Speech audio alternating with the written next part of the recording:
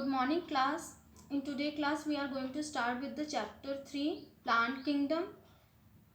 In previous class we have already deal with the two kingdom system which was given by Carolus Linnaeus and five kingdom system which was given by R.H. Whitaker in 1969. According to him, he proposed the five kingdom system. He divided all organism in five kingdom, that is Monera, Protista, Fungi, Plantae and Animalia.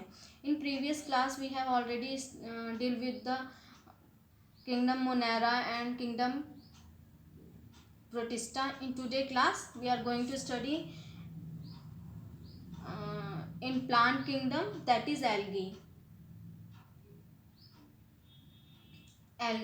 According to the Linnaeus, he divided all the organism according to their morphological character or vegetative character only. He gave artificial classification. फिर इसके oppose में आया जो कि मतलब satisfied नहीं था, उसमें और कैरेक्टर को नहीं लिया गया था, जैसे anatomical character, internal structures, ultra structures, इन सब को नहीं लिया गया था। लीनियस ने इन सबको नहीं लिया था, सिर्फ वेजिटेटिव और मॉर्फोलॉजिकल कैरेक्टर्स को देख के इन्होंने प्लांट किंगडम को डिवाइड कर दिया था। तो फिर इसके अगेंस्ट में नेचुरल क्लासिफिकेशन सिस्टम आया जिसे बेंथम एंड हुकर ने दिया था। इन्होंने क्या किया था कि इन्होंने क्लासिफाई किया था उसके अल्ट्रा स्ट्रक्चर को देख के, प्लांट के अल्ट्रा स्ट्रक्चर को, एनाटॉमी, प्लांट की एनाटॉमी, एम्ब्रियोलॉजी, फाइटोकेमिस्ट्री, कौन कौन से केमिकल बन रहे हैं और कौन से क्लोरोफिल इनमें बन रहे हैं, इन सभी को देखते हुए बेंथम एंड हुकर ने नेचुरल सिस्टम ऑफ क्लासिफिकेशन को दिया था। तो इनका बेंथम और हुकर का क्लासिफिकेशन सेटिस्फाइड था, सबके लिए सेटिस्फैक्शन था, क्योंकि इन्होंने जो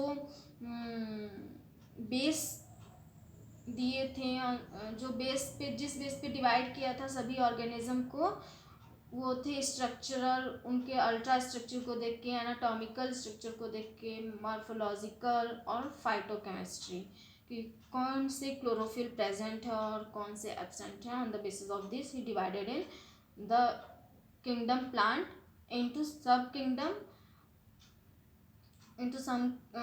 kingdom Chlorophyceae, Phaeophyceae and Chlorophyceae, Phaeophyceae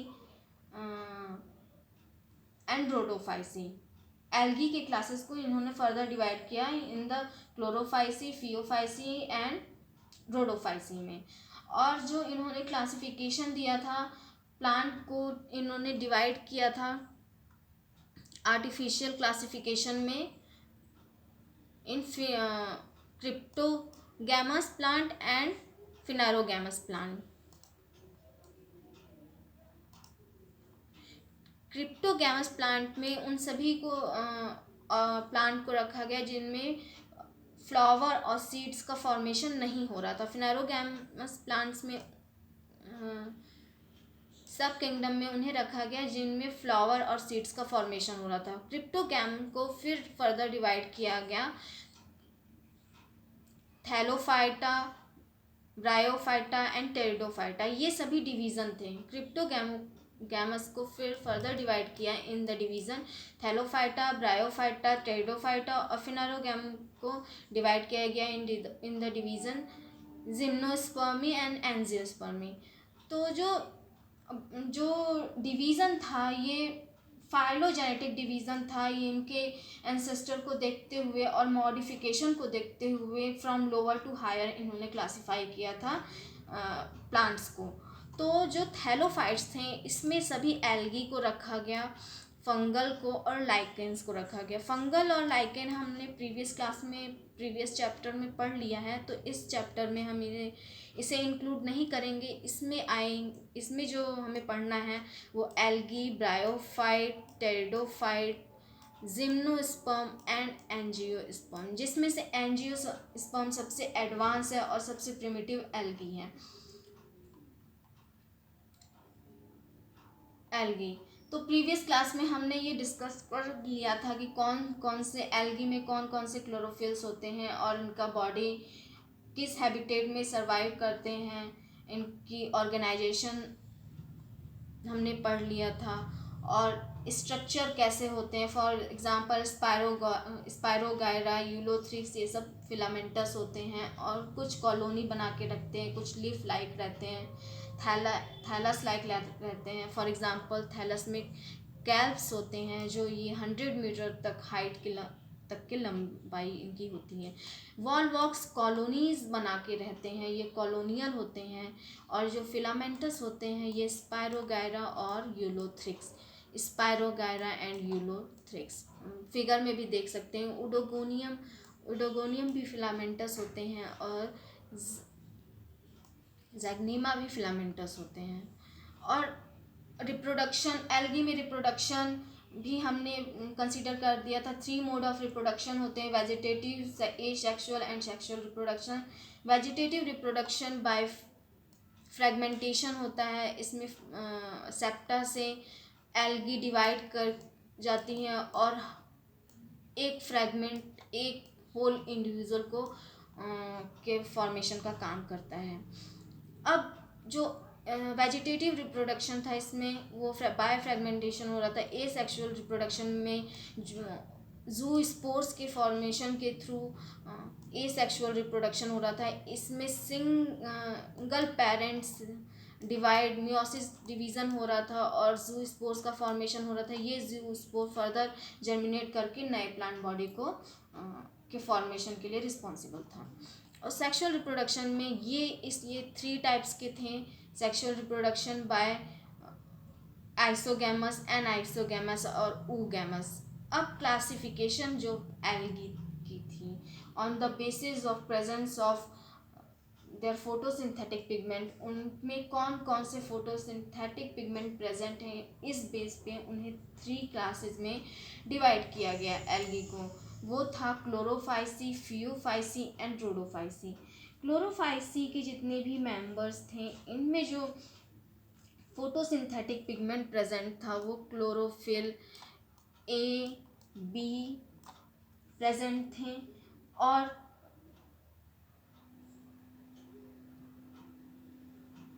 इनमें जो पिगमेंट प्रेजेंट थे वो क्लोरोफिल ए और बी प्रेजेंट थे। इनके शेप जो थे वो cup shape, plate shaped, for example cup shape cladophora और plate shape in oedogonium plate shape थे। स्पायरोगायरा एंड यूलोथ्रिक्स में स्पायरोगायरा और यूलोथ्रिक्स में फिलामेंटस थे। तो इनके शेप जो थे वेरी कर रहे थे और कई तरह के शेप इसमें दिखाई दिए, कप शेप, स्पायरल शेप और रिबन शेप। इनमें क्लोरोप्लास्ट प्रेजेंट थे। फॉर एग्जांपल अगर रिबन शेप्ड देखें तो स्पायरोगायरा में रिबन शेप्ड था और स्पायरोगायरा में स्पाइरल और रिबन शेप्ड था क्लोरोप्लास्ट। और कप शेप्ड और plate like reticulate shape discoid ये सभी क्लेमाइडोमोनास में प्रेजेंट थे। Cup shape chlorophyll. और जो इनमें फूड स्टोर हो रहा था वो in the form of oil droplets के फॉर्म में फूड स्टोर हो रहा था। जो इनकी जो सेल वॉल बनी थी वो सेलुलोज की बनी हुई थी, जिसमें इनर लेयर सेलुलोज का और आउटर लेयर पैक्टोज का बना हुआ था, जितने भी क्लोरोफाइसी थे। जो रिप्रोडक्शन था वो वेजिटेटिव सिमिलरली एल्गी में जैसे होता है, फ्रेगमेंटेशन के थ्रू रिप्रोडक्शन हो रहा था। Reproduction by fragmentation and asexual reproduction take place by zoospores. Zoospores are flagellated zoospores से जिसमें 2 फ्लैजेलाइट कंटेन 2 फ्लैजेला एंड न्यूक्लियस, और ये जर्मिनेट करके फर्दर प्लांट बॉडी को होल प्लांट बॉडी के फॉर्मेशन के लिए रिस्पॉन्सिबल था जूस्पोर्स, जो एसेक्सुअल बॉडी थी।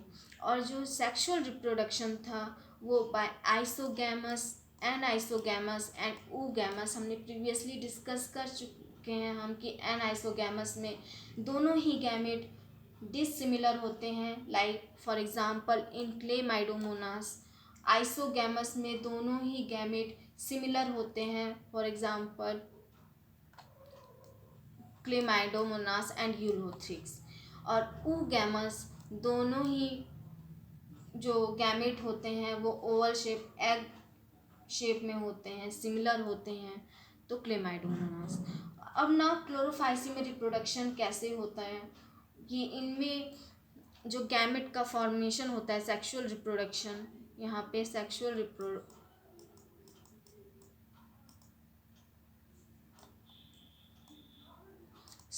रिप्रोडक्शन में जो मेन प्लांट बॉडी होती है वो गैमेटोफाइट होती है। गैमेटोफाइट प्लांट बॉडी से गैमेटोफाइट इसकी प्लॉइडी हैप्लॉइड होता है, ये एन नंबर ऑफ क्रोमोसोम होते हैं। इनसे जो गैमेट बनते हैं वो एक लार्जर होता है, एक स्मॉलर गैमेट होते हैं, लेकिन दोनों ही फ्लैजलेटेड होते हैं। तो ये फ्लैजलेटेड होते हैं तो गैमेट मोटाइल होंगे, लेकिन एन आइसोगैमस मतलब इनके साइज डिफर करेंगे एक दूसरे से, एक स्मॉलर होगा तो दूसरा लार्जर होगा। और जब दोनों फ्यूज होंगे तो जाइगोट का फॉर्मेशन होगा। जाइगोट में दोनों एन नंबर हैं, तो एन नंबर मिल के 2n हुए, और ये जाइगोट फिर फर्दर स्पोरोफिटिक प्लांट बॉडी का फॉर्मेशन करेगा। और बाय स्पोरोफिटिक प्लांट बॉडी जब इसकी बन जाएगी तो यहाँ पे जो डिवीज़न होगा वो मियोसिस होगा, मियोसिस डिवीज़न से इस प्लांट बॉडी में मियोसिस डिवीज़न होगा, और मियोसिस डिवीज़न से फिर से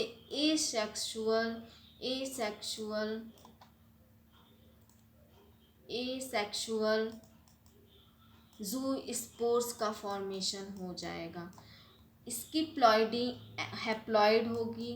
तो यहाँ से हमने देखा कि यहाँ इतना ये पोर्शन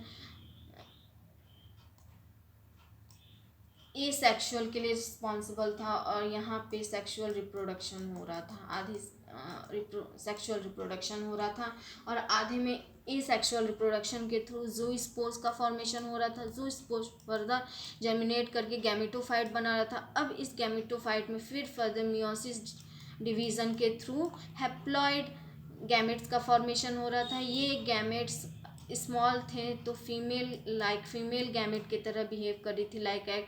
और जो लार्जर था, जो स्मॉल था, वो मेल गैमेट की तरह बिहेव कर रहा था, और जो लार्जर वन था वो फीमेल गैमेट की तरह एग की तरह बिहेव कर रहा था। जो दोनों का फर्टिलाइजेशन होता है, जाइगोट बनता है, और प्लॉइडी उसकी 2n हो जाती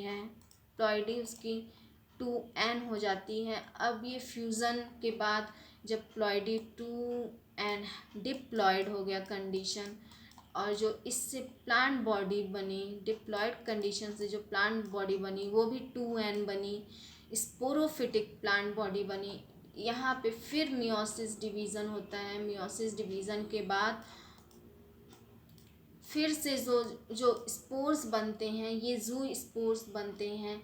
एसेक्सुअल बॉडी का फॉर्मेशन होता है।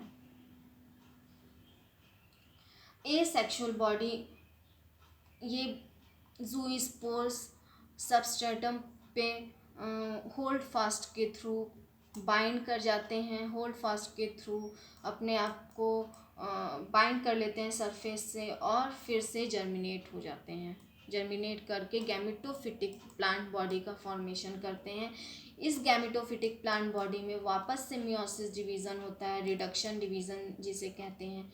रिडक्शन डिवीज़न के थ्रू स्पोर्स का फॉर्मेशन होता है। ये जर्म पोर्स फीमेल और मेल की तरह, स्मॉलर जो होगा वो मेल और लार्जर फीमेल एग की तरह बिहेव करेंगे, और दोनों ही मोटाइल गैमेट्स होते हैं। फ्यूज़ करके जाइगोट का फॉर्मेशन करते हैं। तो इस तरीके से इनकी लाइफ चलती रहती है। लाइफ में क्या हुआ, जो इनकी सेल साइकिल हुई, लाइफ साइकिल हुई, इसमें अल्टरनेशन ऑफ जनरेशन होता है, क्योंकि आधी साइकिल हैप्लॉइड कंडीशन की रहती है और आधी डिप्लॉइड कंडीशन की रहती है। फॉर एग्जांपल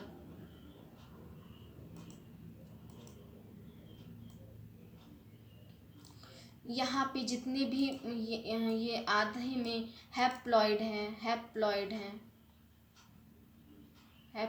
कंडीशन है, और अबव जो है लाइन के ऊपर ये डिप्लॉइड कंडीशन है। 2n नंबर ऑफ क्रोमोसोम दिख रहे हैं, 2n नंबर ऑफ क्रोमोसोम दिख रहे हैं इन दोनों में, तो डिप्लॉइड कंडीशन है। और ऐसे अल्टरनेट पोजीशन पे हैप्लॉइड आता है, फिर डिप्लॉइड कंडीशन आता है, फिर हैप्लॉइड कंडीशन आता है। तो ऐसे अल्टरनेट पोजीशन पे आता है, तो इसलिए इसे इनमें प्लांट्स में अल्टरनेशन ऑफ जनरेशन देखा गया।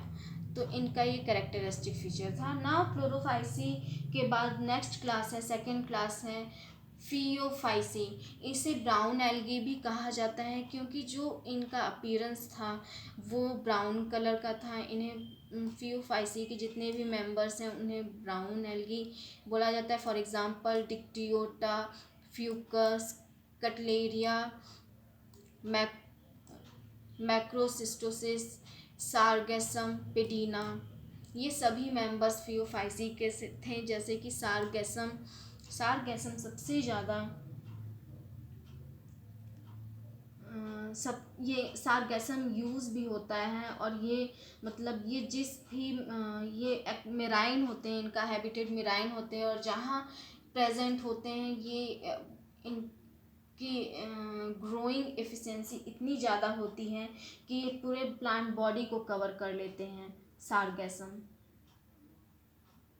पूरे वाटर बॉडी को कवर कर लेते हैं। और जो इनकी ग्रोथ और जो साइज़ था, इनमें ग्रेट वेरिएशन, बहुत ज़्यादा वेरिएशन था। कुछ बहुत छोटे थे और कुछ बहुत लंबे थे। फॉर एग्जांपल जो जैसे कि फिलामेंटस फॉर्म था वो एक्टोकार्पस था, ये फिलामेंट लाइक था। और जो कैल्प्स थे ये इनकी हाइट 100 मीटर्स तक प्लांट ओशियन में ये 100 मीटर्स तक लीफ लाइक इनका अपीयरेंस होता है कैल्प्स का। और जो इनमें क्लोरोफिल पिगमेंट्स थे वो क्लोरोफिल ए और सी पिगमेंट्स थे। क्लोरोफिल साथ में जो अदर पिगमेंट्स थे कैरोटिनॉइड्स और ज़ैंथोफिल, ये रिस्पॉन्सिबल थे इनके ब्राउन कलर के लिए। तो जो क्लोरोफिल थे ए और सी और ज़ैंथोफिल थे फ्यूकोजेंथिन, ये सभी इनके ब्राउन कलर के लिए रिस्पॉन्सिबल थे। जो भी फियोफाइसी के जितने मेंबर हैं ब्राउन एल्गी उनके लिए रिस्पॉन्सिबल थे। और जो क्लोरोफाइसी के जितने मेंबर थे वहाँ पे क्लोरोफिल ए और बी प्रेजेंट था, whereas in Phaeophyceae chlorophyll A और सी प्रेजेंट है। जो रिप्रोडक्शन इन फियोफाइसी, रिप्रोडक्शन जो था है इसमें फियोफाइसी में एसेक्सुअली बाय फ्रेगमेंटेशन और vegetative by fragmentation, asexually by zoospores. और हमने इससे भी पहले ज़ूस्पोर्स के बारे में पढ़ा है कि ज़ूस्पोर्स हमेशा बाईफ्लैजलेट होता है, सिंगल न्यूक्लियस बाईफ्लैजलेट स्पोर्स होते हैं जो जर्मिनेट करते हैं। और sexual reproduction take place by isogamous and oogamous, जैसा कि क्लोरोफाइसी में था वैसे ही इसमें भी रिप्रोडक्शन होता है। तो इसके एग्जाम्पल थे एक्टोकार्पस, फियोफाइसी के एग्जाम्पल थे एक्टोकार्पस, डिक्टियोटा, लैमिनेरिया, सारगैसम। तो हम लैमिनेरिया में जो लीफ लाइक अपीयरेंस था ये लीफ लाइक अपीयरेंस था। कैल्प का भी लीफ लाइक अपीयरेंस होता है, लेकिन वो सिंगल लंबे ऐसे दिखाई देते हैं ओशियंस में। तो हम लैमिनेरिया का लाइफ साइकिल देखते हैं कि उसमें फियोफाइसी में लैमिनेरिया की लाइफ साइकिल में रिप्रोडक्शन कैसे होता है। लैमिनेरिया के जो लीफ लाइक अपीरेंस होता है, जो लीफ लाइक बॉडी का अपीरेंस होता है, इनमें मियोसिस के डिवीज़न के थ्रू स्पोर्स का फॉर्मेशन होता है। ये फॉर्म स्पोर्स में माइटोसिस डिवीज़न के थ्रू ये जर्मिनेट कर जाते हैं, अलग अलग प्लांट बॉडी में जर्मिनेट कर जाते हैं। ये एसेक्सुअल बॉडी हैं, जो स्पोर्स हैं ये एसेक्सुअल बॉडी हैं, ये जू स्पोर्स होते हैं। इनमें जब माइटोसिस डिवीज़न होता है, मियोसिस के बाद हमेशा याद रखिए हैप्लॉइड गैमेट्स का फॉर्मेशन होता है मियोसिस के बाद। और अब मियोसिस के बाद जब एन हैप्लॉइड गैमेट का फॉर्मेशन हुआ, और जब इस एन नंबर में जब माइटोसिस होता है तो क्रोमोसोम का नंबर सेम रहता है, तो इसकी भी प्लॉइडी एन हो जाती है। और जो फीमेल गैमेटोफाइट हैं, मेल और फीमेल गैमेटोफाइट हैं, इनकी भी प्लॉइडी एन रहती है, एन प्लॉइडी रहती है। अब ये फीमेल गैमेटोफाइट में फर्दर स्पोरेंजियम में स्पर्म और एग का, मेल गैमेटोफाइट में स्पर्म का फॉर्मेशन होता है, फीमेल गैमेटोफाइट में एग का फॉर्मेशन होता है। यहाँ पे मेल से स्पर्म रिलीज होके फीमेल गैमेटोफाइट के एग तक आते हैं और फर्टिलाइज करते हैं। फर्टिलाइज करने के बाद जाइगोट बनता है। अब यहाँ पे इनकी प्लॉइडी 2n हो जाती है, डिप्लॉइड कंडीशन हो जाता है। डिप्लॉइड कंडीशन में जब माइटोसिस होता है, माइटोसिस के बाद जो प्लांट माइटोसिस के बाद नंबर ऑफ सेल्स डिफरेंट मतलब लार्ज नंबर ऑफ सेल्स बन जाते हैं। अब ये लार्ज नंबर ऑफ सेल्स जो रहते हैं ये डिप्लॉयड रहता है, क्योंकि जाइगोट में माइटोसिस डिवीज़न होता है। अब माइटोसिस डिवीज़न के बाद पूरी प्लांट बॉडी का फॉर्मेशन हो जाता है। ये स्पोरोफाइट है, क्योंकि यहाँ पे डिप्लॉयड कंडीशन है। हम फिर से इसे समझ लेते हैं, इसकी लैम्फियोफाइसी की लाइफ साइकिल को हम फिर से समझ लेते हैं। जो प्लांट बॉडी है ये स्पोरोफाइट है, इसकी प्लॉइडी 2n है, मतलब 2n नंबर ऑफ क्रोमोसोम्स है। मियोसिस के बाद मियोसिस रिडक्शन डिवीज़न है, जहाँ पे क्रोमोसोम का नंबर हाफ हो जाता है, और जो स्पोर्स बनते हैं इसमें मियोसिस के थ्रू वो n नंबर, उनकी प्लॉइडी n होती है, होती है। ये मेल और फीमेल गैमेटोफाइट की तरह बिहेव करते हैं, गैमेटोफाइट की तरह बिहेव करते हैं। स्पोर से माइटोसिस के थ्रू मेल गैमेटोफाइट का फॉर्मेशन होता है और फीमेल गैमेटोफाइट का फॉर्मेशन होता है सेपरेटली। और फीमेल गैमेटोफाइट पर स्पोरेंजियम में एग का फॉर्मेशन होता है, और मेल गैमेटोफाइट के स्पोरेंजियम में स्पर्म का फॉर्मेशन होता है। ये जब स्पर्म जब फर्दर मैच्योर हो जाते हैं तो ये रिलीज होके एग पर आ जाते हैं, एग को फर्टिलाइज करते हैं। फर्टिलाइजेशन के बाद एग भी एन है और स्पर्म की भी प्लॉइडी एन है। फिर फर्टिलाइजेशन के बाद जाइगोट का फॉर्मेशन होता है, और जो जाइगोट का फॉर्मेशन होता है वो डिप्लॉइड कंडीशन रहती है, 2n कंडीशन रहती है। अब ये जब 2n में माइटोसिस डिवीज़न होता है, तो माइटोसिस के बाद जितने भी सेल बनती हैं 2n बनती हैं। यहाँ पे भी जितने भी सेल बन रही हैं 2n बन रही हैं। और फर्दर प्लांट बॉडी जो बनती है वो ग्रोथ के बाद प्लांट बॉडी का फॉर्मेशन हो जाता है, होल प्लांट बॉडी का फॉर्मेशन हो जाता है। और जो प्लांट बॉडी बनती है वो भी 2n रहती है, तो उसको क्या बोलते हैं, वो स्पोरोफाइट। तो हम इसमें भी देख सकते हैं अल्टरनेशन ऑफ जनरेशन हुआ।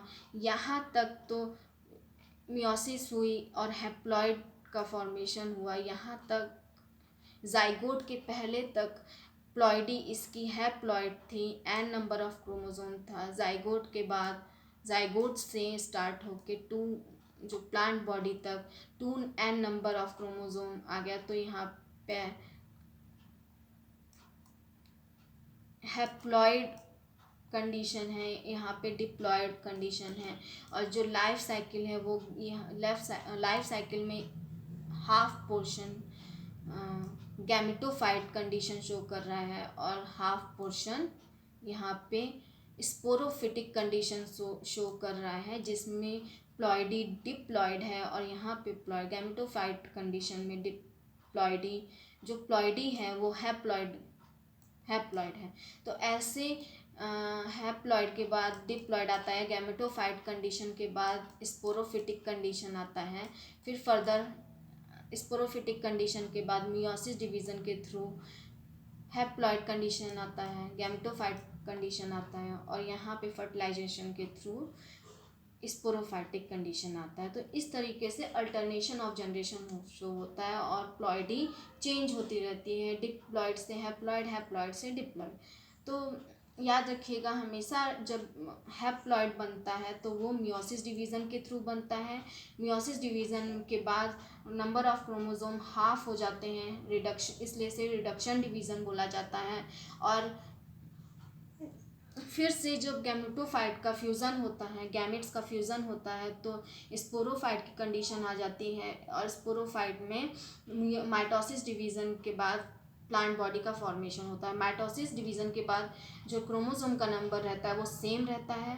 फ्यूज़न के बाद जब N number of chromosome of sperm और N number of chromosome of egg जब फ्यूज़ होते हैं तो 2n नंबर ऑफ जाइगोट बनता है। ये डिप्लॉइड कंडीशन यहाँ से स्टार्ट हो जाती है, तो ये स्पोरोफिटिक साइकिल में आ जाता है। तो ऐसे अल्टरनेशन ऑफ जनरेशन चलता रहता है।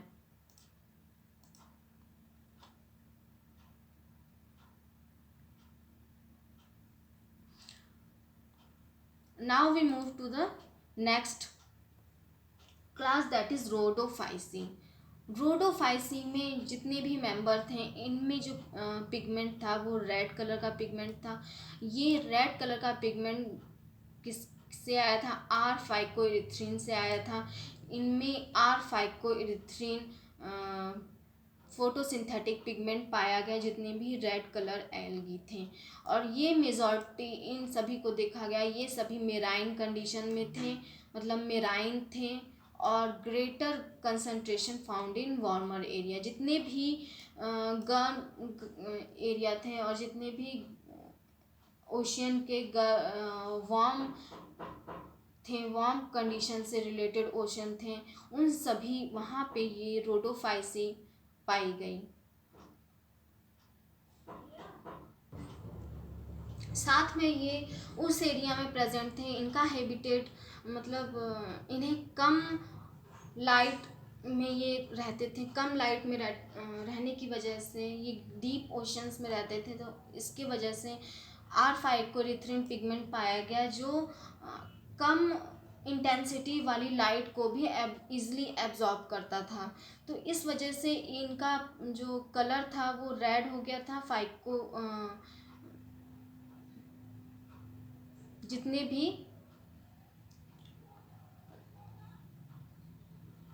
भी रेड एल्गी थे। अब हम रिप्रोडक्शन इनमें देख लेते हैं, रिप्रोडक्शन कैसे होता है। जो रेड एल्गी में रिप्रोडक्शन होता है बाय सेक्सुअल रिप्रोडक्शन होता है, by asexual and vegetative reproduction. वैसे ही vegetative reproduction by fragmentation, plant body है, कोई एक हिस्सा टूट जाता है और वापस से जर्मिनेट कर जाता है, तो उसे वेजिटेटिव रिप्रोडक्शन कहते हैं।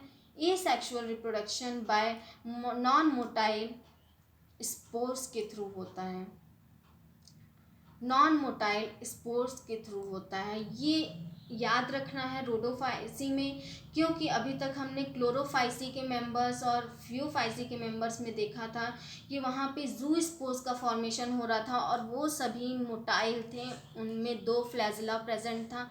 Where as in rhodophyceae, member of rhodophyceae, यहाँ पे जो एसेक्सुअल स्पोर्स का फॉर्मेशन हो रहा है वो नॉन मोटाइल स्पोर्स हैं। तो नॉन मोटाइल स्पोर्स का फॉर्मेशन हो रहा है और जो सेक्सुअल रिप्रोडक्शन हो रहा है उनमें भी नॉन मोटाइल स्पोर्स का फॉर्मेशन हो रहा है बाय द oogamous। तो जो सेक्सुअल रिप्रोडक्शन हुआ वो oogamous टाइप का हुआ, क्योंकि दोनों ही जो गैमेट हैं वो एग लाइक हैं और इन दोनों ही के पास स्पोर्स प्रेजेंट नहीं हैं, और फ्लैजिला प्रेजेंट नहीं है। तो ये non flagellated, non motile structure इनमें देखे गए जितने भी मेंबर्स थे रोडोफाइसी के जितने भी मेंबर थे उनमें नॉन फ्लैजेला जो थे वो एग शेप थे। एग शेप सिर्फ ओवल और न्यूक्लियस प्रेजेंट था, साइटोप्लाज्म और न्यूक्लियस प्रेजेंट था। तो बाय एसेक्सुअल रिप्रोडक्शन में भी नॉन फ्लैजलेटेड स्पोर्स का फॉर्मेशन हो रहा था और सेक्सुअल रिप्रोडक्शन में भी नॉन फ्लैजलेटेड